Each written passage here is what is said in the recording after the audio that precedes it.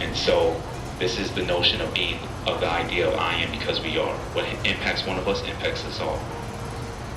I did want to speak to young people today about this idea of the goals that we set for ourselves and why we sometimes find that we're not meeting those goals that we have for ourselves individually.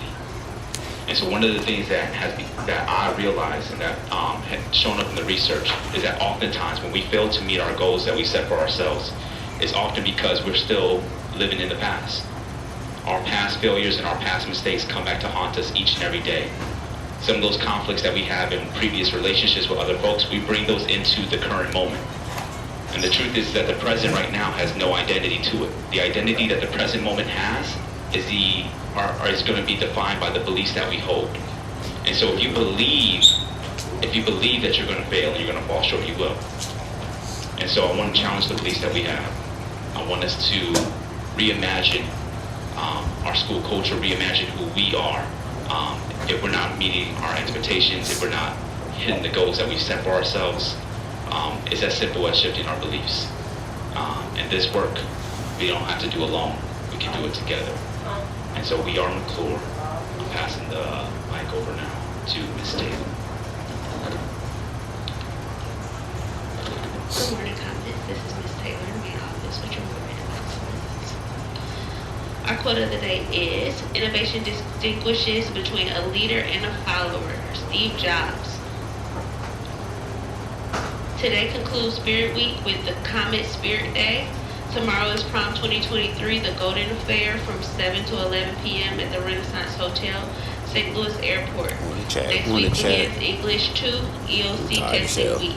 Please be listening out for more information starting Monday.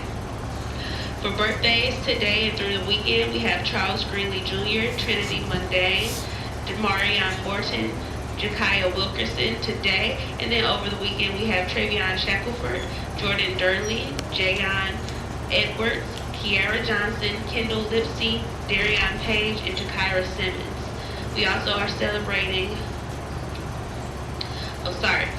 so if you see them in the hall, please give them a shout out. I want to remind you that McClure High School is a community of learners where everyone is valued and treated with respect. Our dedication to excellence is the bond that we share. If one of us is weak, we are all weak. If one of us is strong, we are all stronger. We are champions who strive to lead healthy, happy, helpful lives. We are safe. We are responsible. We are cooperative. We are kind. And we persevere. We are destined for greatness. We are McClure. Comments, you have a great day. Good morning. Happy Friday. The only announcement is that you should remember that Tuesday is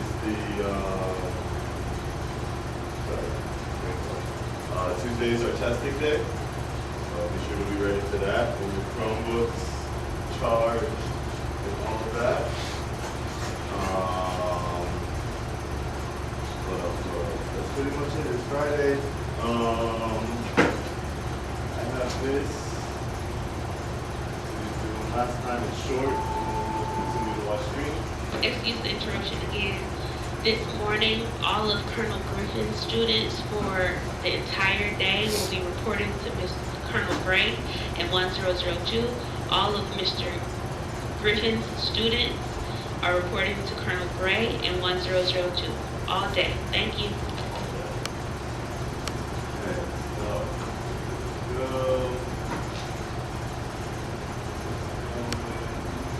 10 facts, like usual.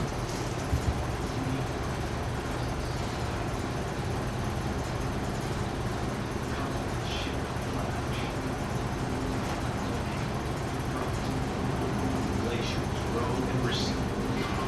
Titanic forces that are constantly at work, leaving a trail of geological mysteries behind. This episode journeys back through time to explore how ice has shaped modern North America. Geologists discover how America's temperatures plunge to an average of 26 degrees Fahrenheit all year round. How a wall of ice, 8 times the height of the Empire State Building, covered much of North America. And how ice created some of the country's most stunning geological wonders. A deep frozen episode in the continuing drama of how the Earth was made. The shape of modern North America. The dynamic, unstoppable power of ice. Over millions of years, ice sheets a mile or more thick have decapitated the continent's mountains and dammed and diverted its rivers. But the full extent of how ice has carved and sculpted the landscape of the U.S. is only now becoming clear. Scientists investigate the overwhelming geological impact of America's ice age.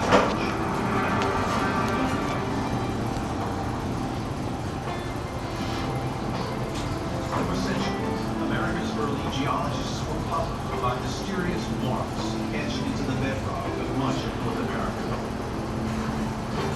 and by lonely mounds of rock randomly scattered across the land. Many believe such features were evidence of a massive flood in the long-distant past. But then, in 1847, a newly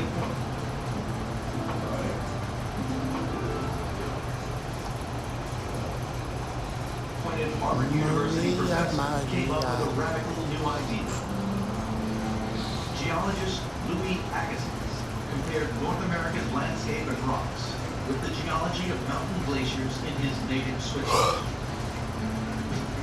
And he built on theories he had developed in the Swiss Alps a decade earlier to declare that North America had once been buried deep under ice. Agassiz's work at Harvard made him world famous in his day. But the final proof of his Ice Age theory had to wait until the 1950s. New evidence came from the seabed of the Atlantic Ocean. That evidence is still stored to this day in this refrigerated laboratory at Miami University.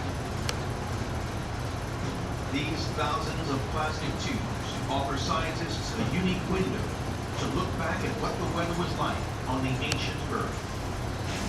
These records you see in this room here basically are the primary information we have now about the climate changes we have had over the last 2 million years. So these are really what starting points to open people's eyes about changes which occurred during the glacial period. The mud cores were collected by oceanographer Cesare Emiliani. The deeper he drilled, the further back in time he went, and the older the sample he pulled to the surface. These are cores of deep sea mud, and within the mud are small organisms which record the temperature and the salinity and the other conditions which were prevalent when that organism lived. Those tiny undersea creatures are called foraminifera. Their chemical makeup varies depending on the temperature of the water in which they grow. So the sea bugs in different layers of mud act as tiny thermometers, recording how hot or cold the Earth was at different times in its past.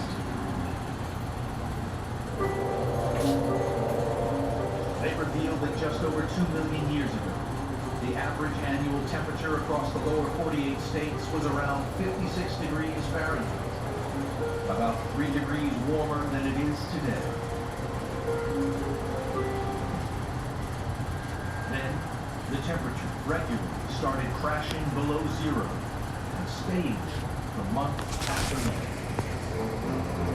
Huge changes happened with what in geological terms was astonishing speed. Within 10,000 years, the year-round average temperature bottomed out at just 26 degrees Fahrenheit, the same as the average winter temperature in Chicago. Even today, scientists are uncertain what caused the temperature to drop so quickly. Variations in the Earth's orbit, a change in the tilt of its axis, and even the creation of the Himalayan mountain range are all prime suspects. But one thing is certain. With sub-zero temperatures all year round, snow never major storm can drop more than 40 million tons of snow. The ever-increasing weight compacted down into thick layers of solid ice. America's ice age had begun. An important clue to what happened next lays in a rock quarry just outside the town of Champaign, Illinois. In quarries like this, rocks normally hidden deep underground are exposed by commercial blasting.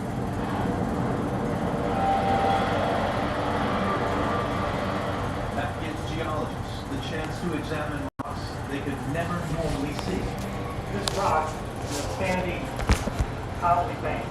It's a very important and significant piece of evidence for the history of North America during the last several. The thing that's different about a Birdo vacation home, you always have the whole place to yourself. 100,000 years. It's what we call an erratic. It's a rock that doesn't belong here. Now, this rock traveled several hundred miles to get to this place. In fact, this is a type of granite usually found in Canada. Somehow, it has traveled to Illinois. But it's not unique. All over the northern states, rocks of all shapes and sizes have been dumped in places they don't belong. This one, the size of an elevator, is in Central Park, New York. It was originally from New Jersey. And this one, the size of an automobile and weighing just as much, comes from 500 miles north of Ontario. Scientists have figured out just how such huge rocks must have been transported over such long distances. The ice sheets, which built up 2 million years ago, began to move, flowing as huge glaciers across the northern U.S. Some of the very large rocks can be literally frozen on and plucked off from the rock where they came from, transported right into the glacier, and moved at a distance of hundreds of miles in the glacier like a conveyor belt out to where we find it on the landscape.